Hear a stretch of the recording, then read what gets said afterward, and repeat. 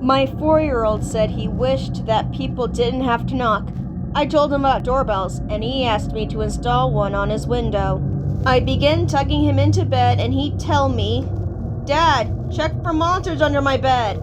I looked underneath for his amusement and see him, another him, under the bed, staring at me, quivering and whispering, "Daddy, there's someone on my bed!"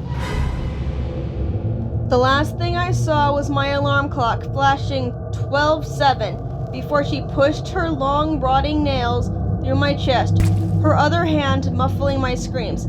I sat bolt upright, relieved it was only a dream. But as I saw my alarm clock read 12:06, I heard my closet door creak open. I love diving into the deepest parts of the ocean where you can't even see the bottom. This time, I can't see the surface either. "It's safe to come out now, sweetie," Dad said reassuringly, his blue eyes shining at me through the gap in the bedroom door. He's been saying that for hours, but it doesn't change the fact that my dad's eyes are green. It was 3 a.m. when I woke up to the shrill ringing of the telephone and realized with horror only seconds later that I didn't own a phone. Being one of the first people on the moon has its perks.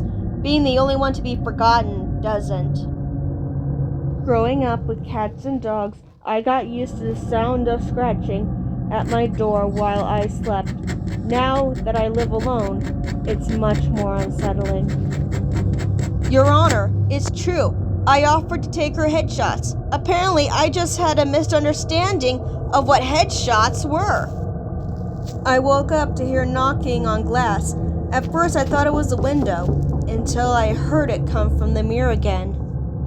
I found a dead body in my truck today, which is strange because I remember putting 2 in there yesterday. I recently taught myself Morse code. I wish I didn't, however. Now birds peck on my window telling me it's coming. I awoke as my kid moved down the hallway on all fours, creepily stumbling towards me at 3 in the morning. I shouted for her to stop, rolled over in bed, and froze when I found my only daughter already asleep beside me. A buddy of mine wanted to treat me to what he insisted was the best buffet-style restaurant in town. I was rather confused when he pulled his car into the parking lot of the city morgue. When I get out of jail, I promised myself that I won't repeat the same mistake ever again. This time, I will never let them live. "Do you see? There's nothing to be afraid of," Mom asked as she emerged from my closet.